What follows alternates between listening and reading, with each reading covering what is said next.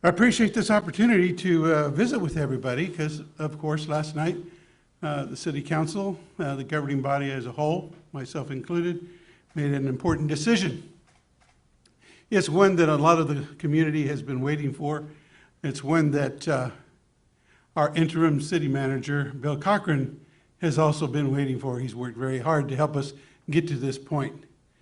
And I want to take a moment to acknowledge that during this time, between the changes between our previous city manager and now our brand new city manager, we needed to have somebody in place that kept the ball rolling, that kept things together, and kept all the initiatives that we have talked about from falling into a crack and kind of being put on hold, because nothing has been put on hold during this time. And it's to the credit of our interim city manager, Bill Cochran, so I want to publicly thank him for that. I think the governing body owes you that thanks as well. But now we move to the next chapter. And that next chapter will be a partnership with our brand new city manager, Mr. Stephen Wade. I am glad that he is joining us in that capacity. I believe the governing body has been very deliberate and intentional in how we made this process very visible, open to the public, even invited the public to participate in some of the interview panel process. Getting their feedback was very important. To be honest with you, I wasn't surprised by a lot of the feedback because I think they saw in then candidate Stephen Wade the potential for him to serve in the capacity of a city manager in a very effective way that will help us keep moving forward with the city of Topeka. Steve, I have known personally for some time, and it's been kind of a joy for me sitting in the mayor's position to visit and work with friends that I have made over years. And that friendship didn't influence a decision by me. That influence and friendship enhanced what I thought about the candidate. And so along with the others, it was a decision that we're very proud of, that we're very ready to work with Mr. Wade. I have to get used to calling him City Manager Wade. No, you don't. And it's a habit to break. I was doing some of that last night during the council meeting, calling our city attorney the clerk, because that's usually sits in that seat. And right now, this is an opportunity for us to hear from Steve about some of the things that he hopes for the city in his new position, his intentions on how he will help us continue to revitalize, keep moving to the next level as we have all along, and improve the city for everyone in this community. So Steve, congratulations.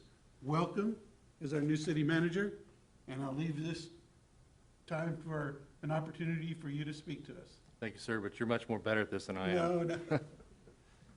So, thank you, and thank you to the governing body for the opportunity.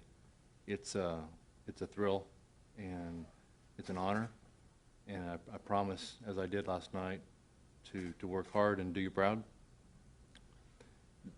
To me, anytime you have an internal promotion, it's a team win. It's not about an individual. You get there because of a full team. And so I'm really proud that with this internal promotion, that it's a reflection on the work of our employee base. We have over 1,000 people that are plugging hard to serve our citizens. And to me, this is a reflection of that effort. So I greatly appreciate it. One of the things that I guess having had the opportunity to be in the finance position and in the budget position is you get a chance to touch all parts of the city. And so you start to understand a little bit of what's going on. You build relationships, both inside the building as well as outside. And to me, that is so critical in this job. is the relationships. And so I'm very thankful to have had a little bit of a head start, and I know there's a ton of work to do. There's a lot of folks in this room that I owe a great deal of a debt of gratitude to. They've helped grow me. They have helped present ideas. They've been great sounding boards. And so I'm looking forward to rolling up my sleeves and working with this team. We did some sounding boards back in February and March with the community as part of our budget process. And consistently, what we heard from the community was the need for more affordable housing. We heard the need for economic development. We heard the need for attention to mental health, and especially attention to diversity, equity, and inclusion. And so, Mr. Mayor, when you ask about priorities, those are critical. I think those are things that I hear from the governing body and things that I hear from the community. And so it's, I guess, it's my intention that those are early areas of focus. We'll develop some key plans with the staff, with my teammates, and we'll start rolling. Thank you, Steve. This morning, we won't probably go into a whole lot of detail like we ordinarily would on a press conference and speak about particular projects. I do want to note that yesterday I was able, along with Mr. Cochran, to attend the Topeka Public School Foundation presentation and awards to Jim and Ethel Edwards for all their work and volunteer work with the foundation. And listening to Dr. Anderson during that presentation, it really gave me a good feeling about where the city of Topeka is going, and really a closer relationship with the school district in achieving the same common goals. They talked about the increase in graduation rates at all of our schools. I mean, that's fundamental to a community to grow and thrive. So I think it's excellent that we are able to have that relationship continue to grow. They also highlighted, as you mentioned, at one point that they had at least about 600 identified students who self-identified themselves as homeless enrolled in our school system, and that's unacceptable. But they were able to report that now it's less, I think, than 300, which is fantastic, but still 300 more than we need to have. So there's a lot to be done.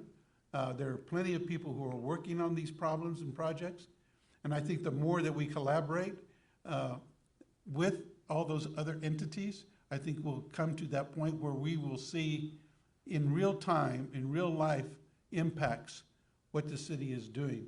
I want to note that tonight, Chief Wheelis, I think is your first public event for input from the public. That's something that was discussed during the Police Community Relations Commission committee meetings, and one of the recommendations were to get not just public input, but public participation, because participation means work. That means you don't just talk about it, you actively get up off the couch and go do something about it. And that's what I think this participation effort is meant to be. And for the chance for the public, in my lifetime with the city of Topeka and the police department, to have direct input into what the training agenda could be for the police department is a big, big step in the right direction. And I applaud you, Chief, for accepting that recommendation and taking action on it and not waiting for someone to ask you to take action on it. That speaks well of your leadership. So I also think that the fire department is stepping forward and doing different things that I think that maybe have been out of their comfort zone in the past. And I applaud both chiefs for collaborating together, because I think that's important.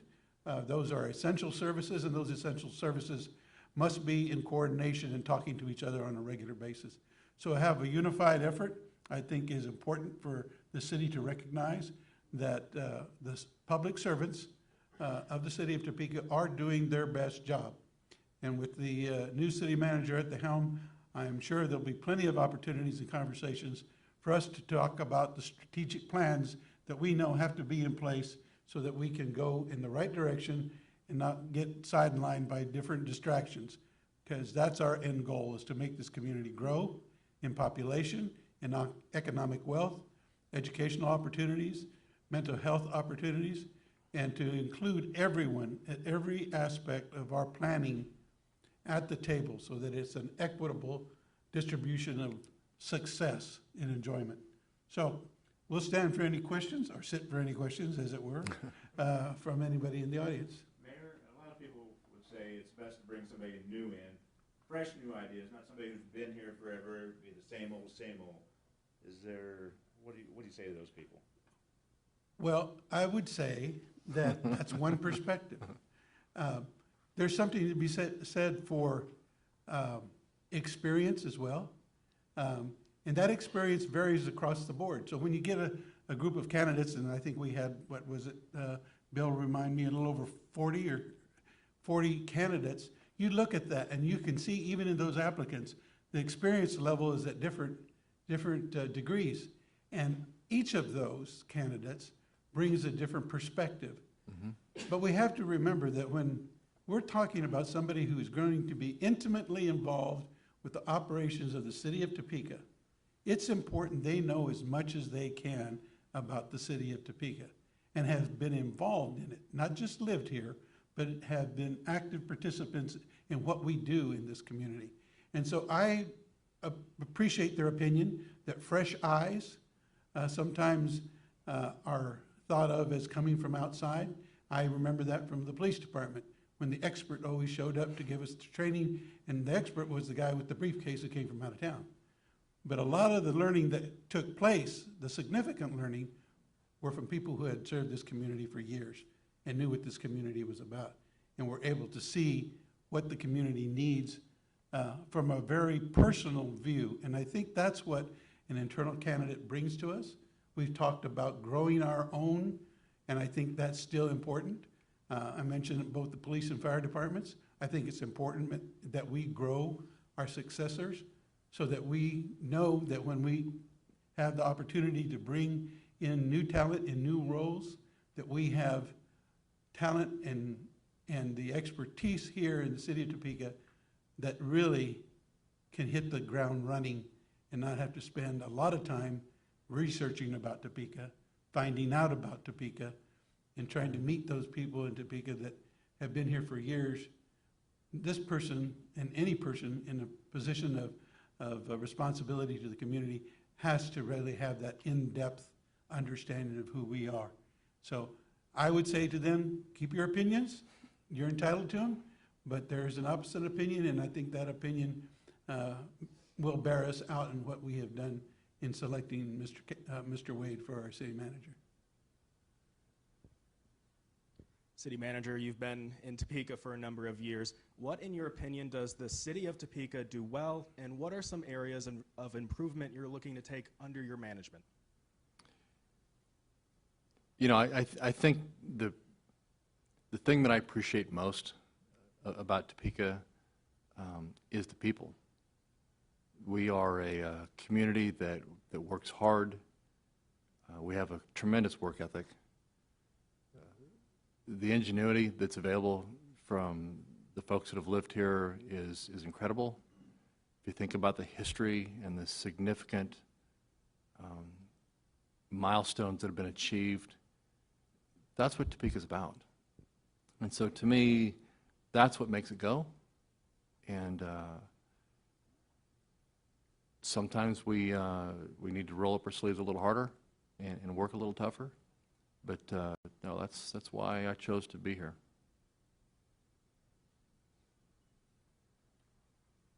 Further questions? So I know we're not getting into the specifics on projects, but what are some that you're looking forward to taking under your management in the next couple of months or a year? You know, I think if you go back to the priorities we were talking about earlier, those are key, and really, I think you have to be careful, as the mayor said, to not get distracted and chase the shiny penny. Those are critical areas for the city, and they've been identified by the governing body. They've been identified by the citizens. They've been identified by my teammates. And so that's what we need to chase. If I could speak a little bit to that, if I may. Earlier, I made the comments about how we've continued to move forward during this time of transition. We've been very busy as a body, and as we have received a lot more attention from developers for the city of Topeka, more so than I can remember in recent years. And that opportunity for us is growing and continues to grow. And that's going to fill your plate, believe me, very quickly. Because to wait and see what will happen means that we'll be the last city in line to see something happen. And we're not doing that. And we haven't been doing that during this transition period. And some of the projects that have been reported off and on during the news about South Topeka Boulevard and that Bring Back the Boulevard and other efforts, we see demolitions going on around the city, on the east side of town as well. There are other conversations about the interstate. You know, there are a lot of things that are moving already, and those things will continue to need to be moved. They'll need to have focused effort and energy, and I think that is one of the things that the city manager will sit down and visit and talk with interim or former interim city manager to see where those things are in their stages, so that they can not lose any ground at all on what we're trying to accomplish. So he's going to have a busy, busy time.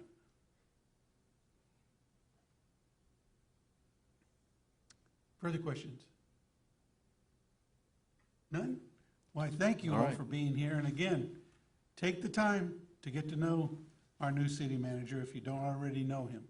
I encourage the public to give him their support for all his efforts. He is going to be pulled in a lot of directions, and he'll try to meet all the requests that he can. But give them the opportunity to build the team that we're putting together that will continue to move this city. And I think we have a very bright future right now. And I appreciate your attendance this morning. Thank you very much. Thank you.